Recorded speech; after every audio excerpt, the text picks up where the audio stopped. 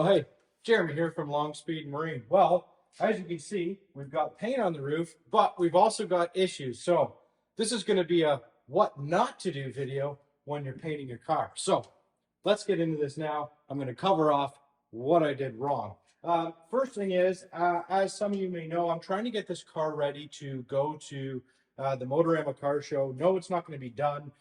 It's basically going to be in a display of cars that are under construction, right? So cars that are currently being built. But I did want to get it a little bit farther along for that show and make it a little bit more presentable, but also push me to move along with the car also, because as I found out at time of filming this video, it has now been 5 years, a full 5 years since I really started on this build.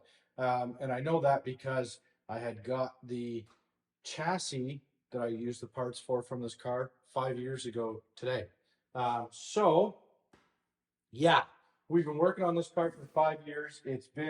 Was supposed to be basically a 1 to 2 year build, and now we're into 5 years. I mean, life happens. Obviously, my ADHD, other cars happen, but so I'm trying to push along with this car, at least get the roof painted the way that I want it. So the plan for this roof is to be metal flaked.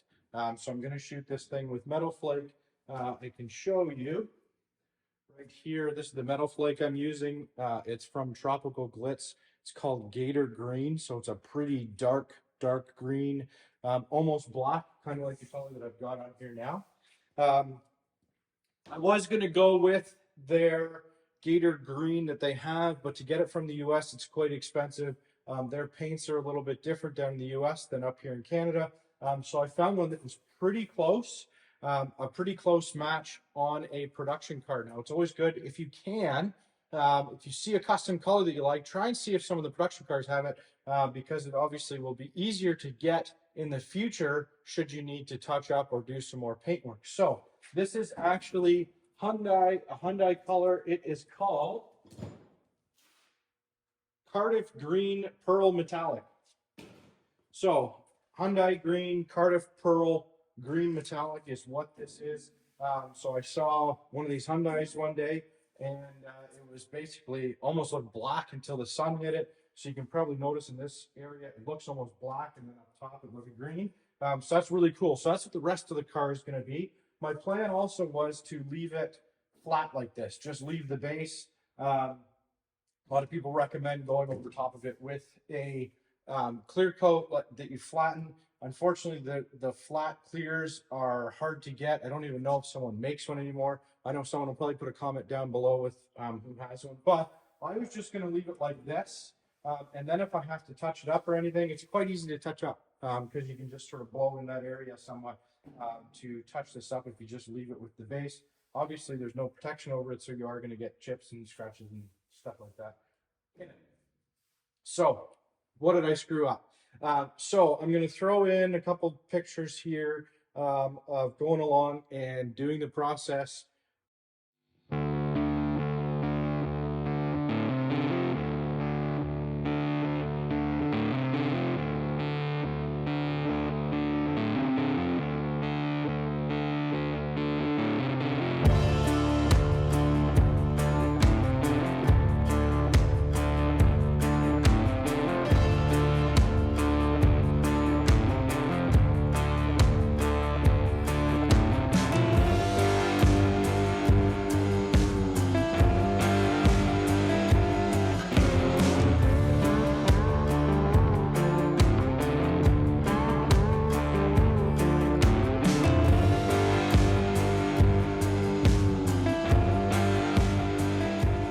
Long story short, I will go through the whole story, but to sum it up right now, I was rushing. So I put down, the first thing that I did was obviously get the body work to the point where I liked it.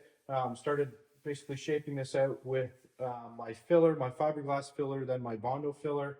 Went through, did that, and got it to the shape that I want, got it all nice and smooth, so the roof looks really good. It flows real nice. I do have a couple, I don't know what you want to call them, boo-boo errors, whatever, in and around this drip rail. I've got got some spots that were very, very hard to fix up and make look good. So it is what it is. On both sides, should I have taken this drip rail all the way down? Maybe, but I didn't want to. I don't know. Do I regret not taking it all the way down? Not really. So that was one issue, is in this area. I got some pinholes because there are pinholes in my fiberglass filler. And I thought that I got them on my second round of Bondo filler, of actual filler, but I didn't. I said in a social media post that I was going to take care of them, and I didn't. So I still have some pinholes here. But what'll happen when I put the flake down, you won't really see them. So I was like, you know what? Again, rushing. I said I'm going to leave it. So I had done, after I got all that body work done, I had laid down a coat of primer. So I laid down a coat of primer quickly, mixed high build, but only one coat. My gun was screwing up. So that is my number one issue here, is I was having gun problems. So my gun was screwing up. Basically, I'm getting actually more at the bottom than I am at the top. Tried playing with my fan pattern. I don't know if you can see on the side of the card here. I've been playing with that fan quite a bit. I can actually see now when I'm looking at it today that I really still didn't dial in that fan good enough. I guess I got it better here. But anyways, I was having issues with the fan pattern. I was having issues with the gun. I'll go into what I sort of figured out what I did after. So sprayed that down, sanded it again, saw my high spots, low spots, saw these pinholes, did Bondo again to fix that up, sanded it all out. Then I went back and sprayed another two thick coats of high build primer, blocked that out, and then I noticed these pinholes again and said I was going to fix them, but then decided not to. So I blocked the whole roof down and got rid of pretty much any low spots. But I blocked it down with 220. And I shouldn't have done that. I should have gone 220, then maybe 400. And then that probably would have been fine. 400 would have done it, but I just did 220 and thought, meh, I'll be okay. And then I started to spray this base coat. What I should have done is sprayed another primer over top of that, then blocked it in 400, and then shot my base coat. Or at the very least, I should have then sanded after my 220. I should have gone to a 400 grit, but I didn't. And I thought that I could get away with it. I thought that maybe this paint, I would spray it on thick enough and it would hide those 220 scratches. Well, it didn't. So now I'm dealing with that. So now I've got to go back and deal with all this. Obviously, in here, this is not the perfect scenario for a painting car. I've got a lot of junk in the paint. I can pick these spots off. So I do have a lot of junk and dirt in the paint, and I knew that was going to happen. So now what I've got to do is try and wet sand this out. I do have, I'm going to say, almost 4 coats of paint on here. So I'll show you now. As I was painting, I went through and it was pretty wet and it was looking good. So I sprayed that out, was looking good. Sprayed the first coat, sprayed the second coat. I did get a couple runs in here. So I knew that I was going to have to deal with the runs anyways, and then I saw the scratches. And then went, oh, it is not filling in those scratches. Okay, well, let's load it up with paint so that hopefully I have enough base here to wet sand, and then I can go with my metal flake over top of that, and hopefully I don't get down into primer. If I do, then I will have to go back and shoot another base coat, which I may do anyways. So what I may end up doing is wet sanding all this, then shooting a base coat. While it's tacking up, then I'll go and shoot the other stuff. So my gun, what did I forget to do? Well, a lot of this issue is rushing and forgetting. So when I was shooting my primer on, basically I'm using these HVLP guns. They're from Max Air. Pretty decent little gun. They spray pretty well. I've sprayed a couple things with them now, and they work pretty decent if you have them set up right. So the first thing I did with the primer is I forgot and had my air pressure too high, which I should have known, but then forgot, which was weird. I then lowered my air pressure, but I still had issues. So basically, I had a 1.7 nozzle in here, which should have sprayed that just fine. But what I didn't do is I didn't change my inner nozzle. So I changed the actual tip. Okay, so I changed my tip and I changed my outer piece, but I forgot to change this, forgetting that this is all matched to one size. Now, I don't even see the size on this one, so I don't know which one this is. I'm assuming that this is the, I don't know what that is. I don't even know how you tell.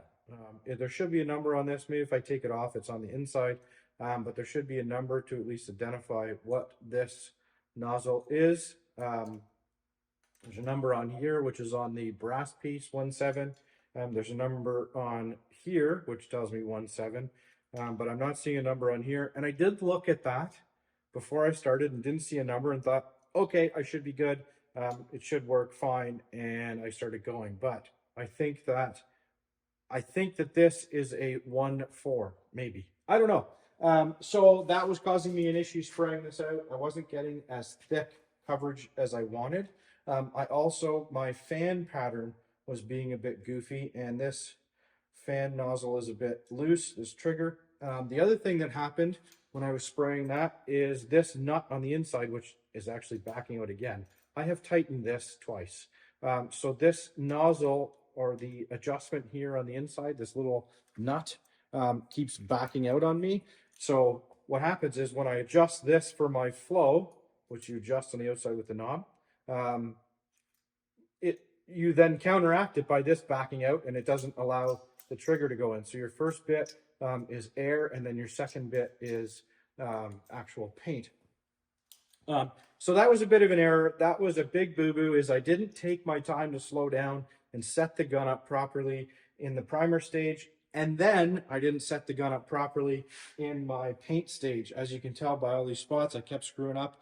What I should have done is sprayed acetone through it or reducer through it on just a piece of paper and seen my spray pattern, got that set. Why I didn't do that, I don't know, because that's what I've always done.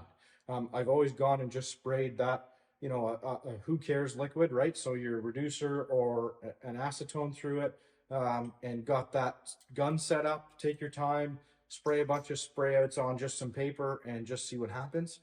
I didn't do that. So that was a major screw up. The next thing, basically what I didn't do, which I should have done, is, like I said, I should have blocked this out. I was rushing. I wanted to get this thing painted. I'm trying to get it done. I don't have very many weekends left before this show is happening. So I didn't want to spend the time and block this out again with the 400. So I just said, let's go for it. So now I'm paying for the let's go for it. So what I'm going to have to do is wet sand this. I tried sanding just this small section here with 400 grit, and it's not working.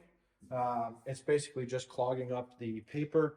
Now, whether that's because the paint wasn't fully cured and hard yet, it's a bit harder today than it was yesterday.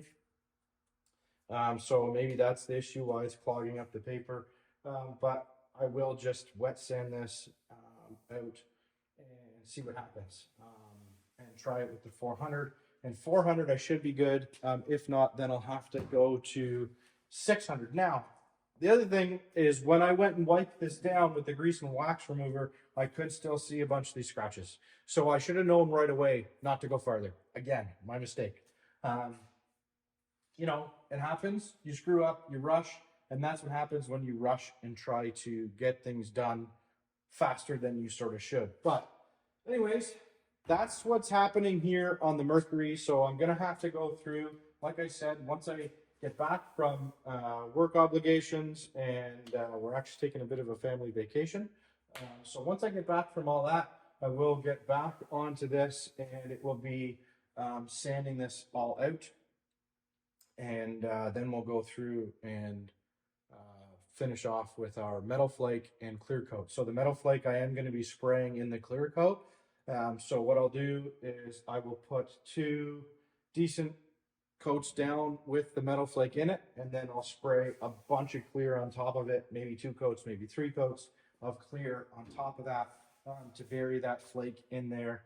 And then I don't know that I will have time to wet sand it before the show, but then what's nice after is you basically wet sand, you hear color polish or wet sand after, and then that'll smooth all that stuff out. But that's what's happening here on the Mercury. Please don't make my mistakes.